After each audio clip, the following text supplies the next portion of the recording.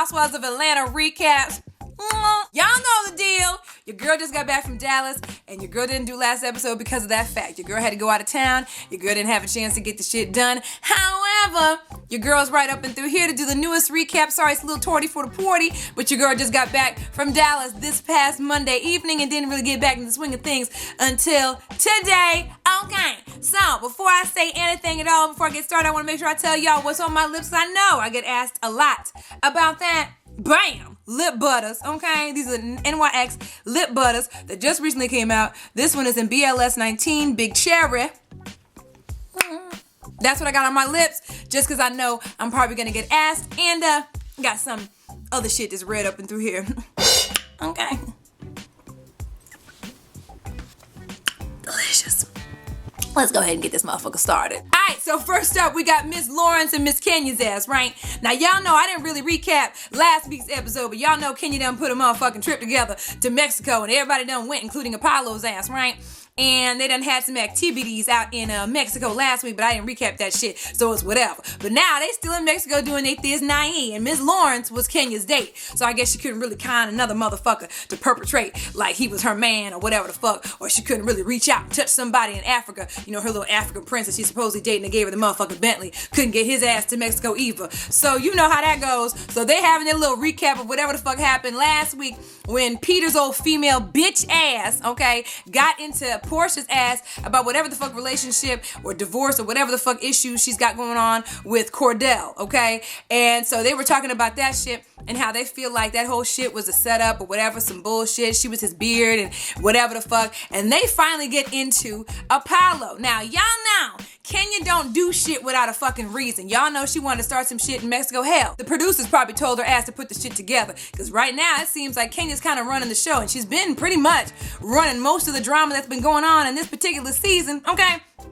Kind of replacing Nene a little bit. They sitting there talking about how, you know, she gonna have to have a little one-on-one with Apollo. I was like, bitch, that's the reason why your motherfucking ass put this motherfucking trip together. Let's be real. Why the fuck did you do this? You know Kenya doesn't do nothing without having a specific reason. So y'all already know. I'm just waiting for the time them two motherfuckers start talking. So, we move on. Everybody's trying to go to the caves now, okay? Now, they all took separate cars or pretty much separated into two cars, okay? So, let's see. We had Greg, we had Nene, we had Portia, and we had Apollo, I believe, and Phaedra in one car, and everybody else in the other, okay? Shit, I ain't trying to remember the shit. So, in the first car that I mentioned, they're just sitting there talking about how Apollo needs to watch his ass, he needs to put on some stilts and shit to get the bullshit that he's finna get through during this motherfucking trip, right? And then in the second car, Kenya's ass is sitting there talking about how, you know, she didn't have a chance to really get to know, you know, Todd or whatever the fuck, and she's happy that everybody's kind of having to separate or switch dates or switch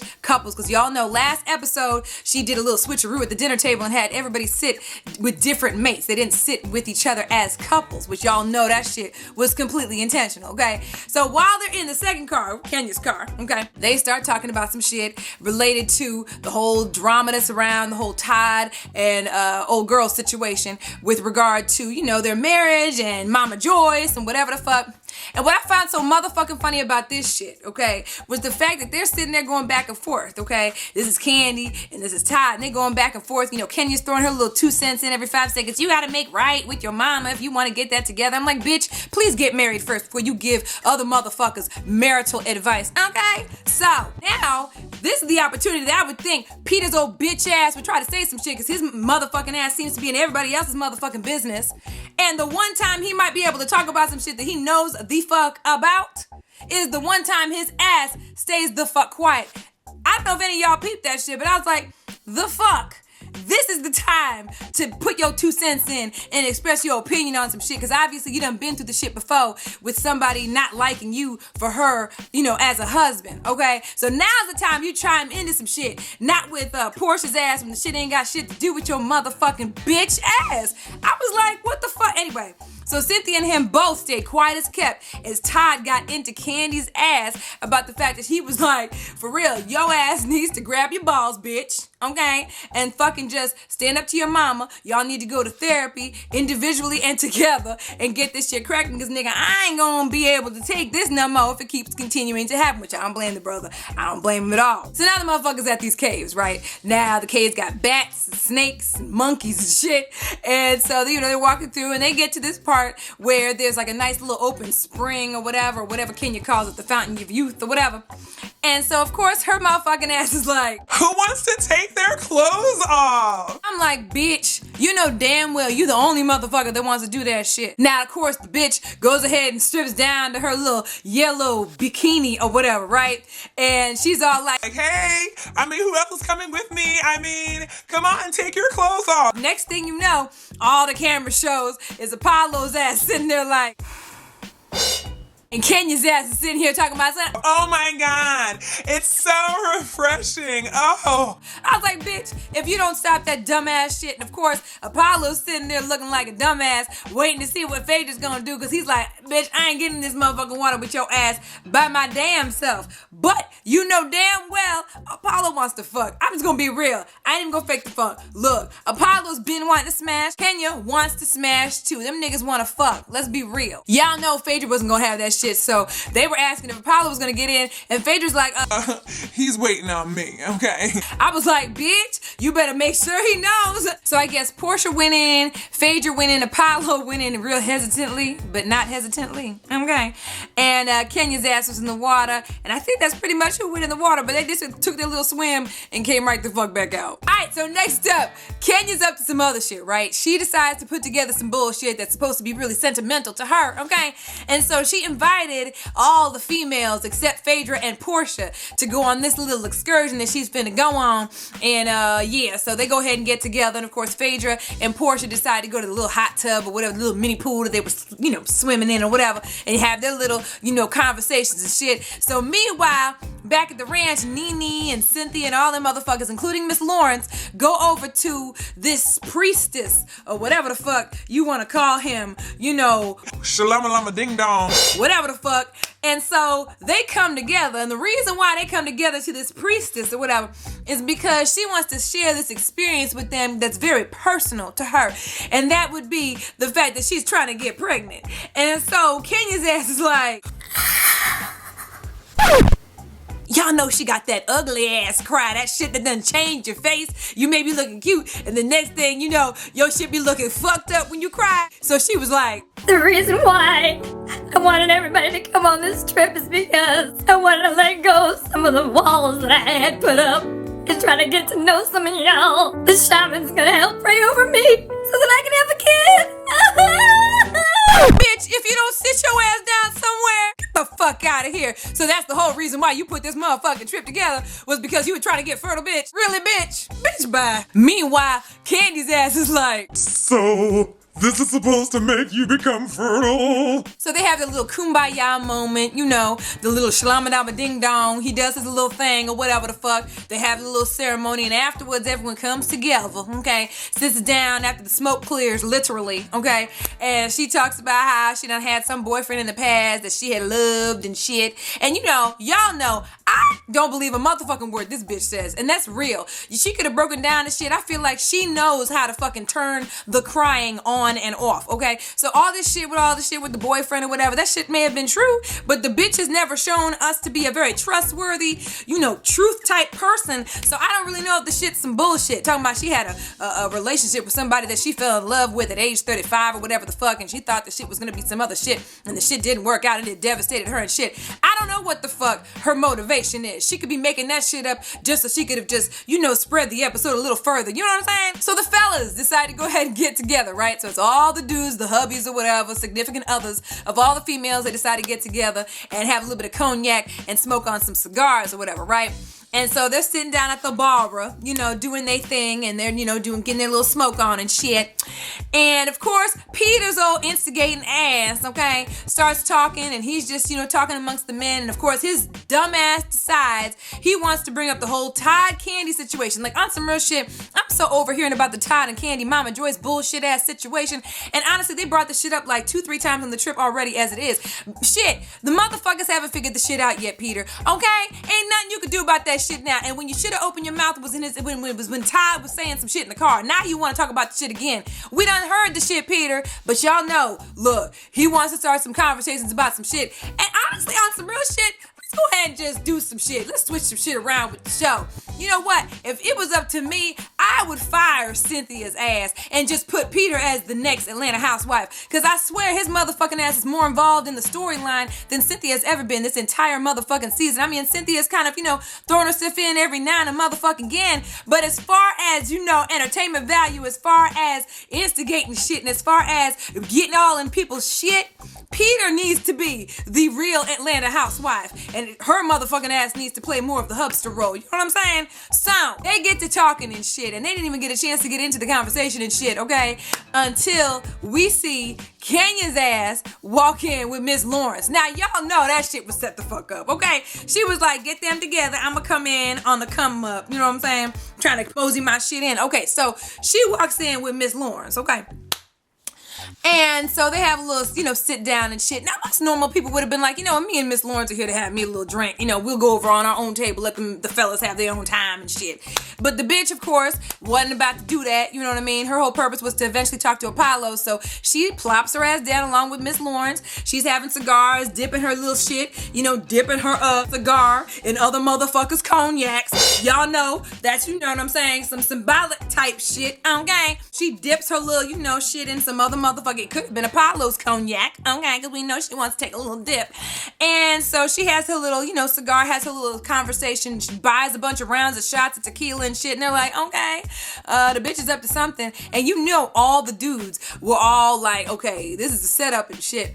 But Apollo seemed to get a little too giddy when her motherfucking ass came in. Now, Phaedra wasn't there. So Apollo was, seemingly, relaxed and more himself when she came in, right? Got a little giddy, little hee-hee, little giggles and shit. So she's like, I'm gonna go get another round after the second time around that they done got shot. She wants to get a third round as this. So Apollo, come with me, okay? Come with me to pick out the tequila that I'm gonna get. I wasn't really sure about the first two brands they done brought. Let's go ahead and get another brand of tequila because I don't really know what brand I should get next, bitch. Okay, so she gonna go ahead and try to get him to come over. Everyone's like, it's a setup, dude. Don't do it. Peter's like, don't do it, motherfucker. Nigga, you know what the fuck happened the last time you done got reeled in by Kenya's ass, okay? Don't get your ass in trouble.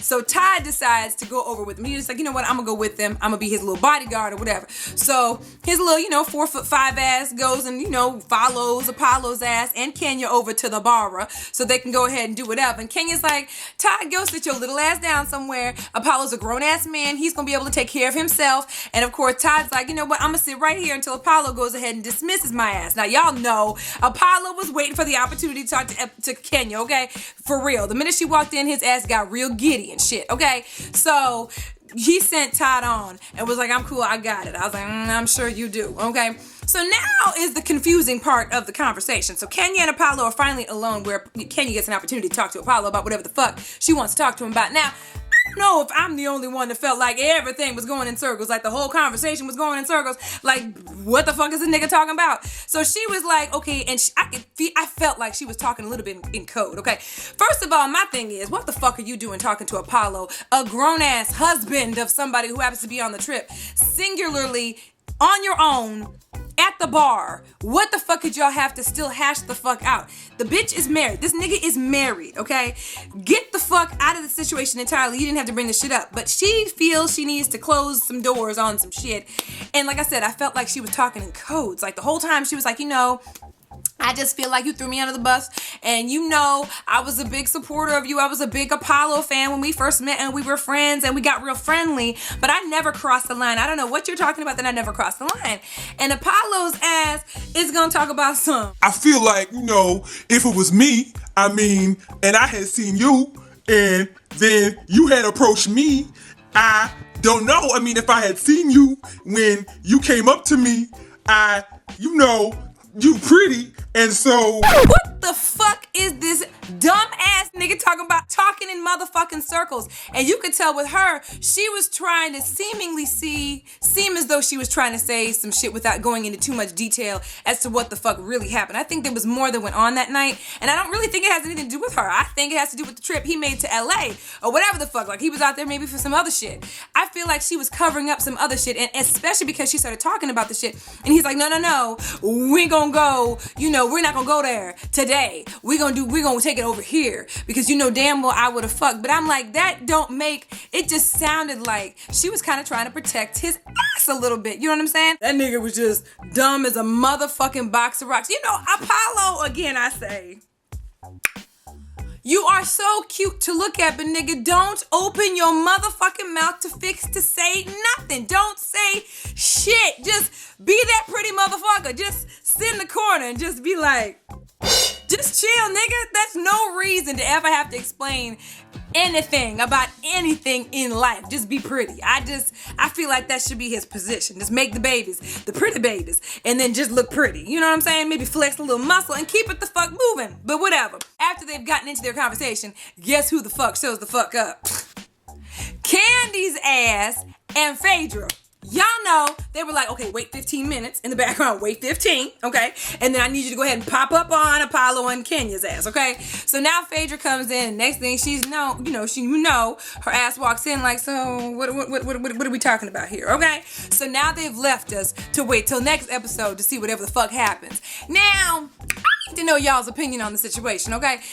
First and foremost, we know some shit went down, or it may not, like I said, it may not have had anything to do with Kenya's ass and Apollo. Could have been some shit that happened when he was down there. I feel like there's something that just was not said in that little conversation, okay? And it could have been having to do with some of that illegal shit he's been doing, you know what I mean? The shit he may have to go to jail for, along with Phaedra's ass, you know what I'm saying? But, I feel like the whole thing, it just don't make no sense. Then on top of that, Kenya's dumb ass is over here talking to a grown-ass, married-ass man, pulling that motherfucker aside on a vacation where his wife is at. I'm not saying whether the wife is there or not is appropriate, but what the fuck are you doing, really, bitch? Like, what is the point of you trying to have a conversation with Apollo? Like, what do you need closure on, bitch? Y'all can never do anything together. And not even that, but the motherfucker ain't gonna be around for very long because his ass is gonna probably be in jail in a minute, okay? Just leave the shit alone, nigga. Shit! Anyway, let me know what y'all motherfucking asses think down below.